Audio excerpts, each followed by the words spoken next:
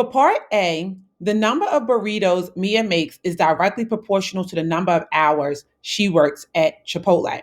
Mia makes 9 burritos in 6 hours. We are tasked with graphing a line on the coordinate plane below that represents the relationship between the number of burritos Mia makes and the number of hours she works.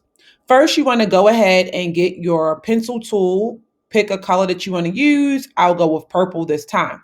Then we know that this is a proportional relationship. So for any proportional relationship, there is a point at 0, 0. Also, we know that in 6 hours, Mia can make 96 burritos. So on the x-axis, because it's hours, we must go to 6. Then we know in 6 hours, she can make 96 burritos. So we can go up and put a point right here at 6, 96. 6 hours, 96 burritos. Go ahead and get your line tool and draw the line. Okay? On the ANET assessment, all you'll have to do is put a point here and a point here, and your line will be drawn for you. Great. So we are done this part.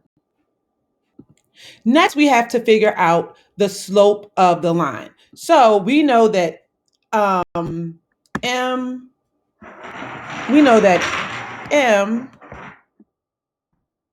equals rise over run, okay? But there's actually an easier trick here. We know that M, the slope, is equal to the constant of proportionality. So that's K, which is the constant of proportionality, equals Y over X, okay? We know that Y, because we have a point right here. Here's our point. This point is 6, 54. And for this point, X is 6 and Y is 54. We know that K equals Y over X. So since we have that point, we can say that K is equal to, let me see, K is equal to 54 over 6. I do believe that's what we had, 54 over 6. Great. And so we know that that is 54 burritos,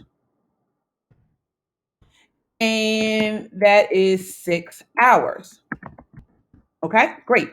So we know that 54 over 6 is equal to, and my equal sign here, is equal to 9 burritos in 1 hour. So let me go ahead and fix my 9. The 9 should be with the burritos. So 9 burritos in 1 hour, right? Because if we divide both the numerator and the denominator by 6, we get 9. So we know that Mia can make 9 burritos, and we'll just say 1 hour, okay? So the slope here is going to be M equals 9 over 1, all right? So the slope, remember, is equal to K, right? The constant of proportionality. So the slope is 9 over 1. Great. So we're done that part. Okay. So for the part C, it says, what does the slope of the line in the graph above represent in the context of the situation? So we know the slope is 9 over 1. So we know that Mia is essentially making 9 burritos per hour. So the slope represents the number of burritos Mia makes per hour. And that is all you have to do. Remember, to recap, go ahead and put a point at 0, 0. This is a proportional relationship. It's going to go through the origin always. In the problem, they told you it was proportional. Then plot the one point that you do know, 6, 54. Now you're done. You have your graph, okay? And on ANET, it's going to be really easy. Just plot 2 points. It's going to draw the line for you.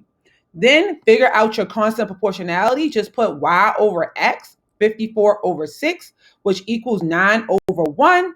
your slope is 9/1, and this tells you how many burritos Mia can make per hour.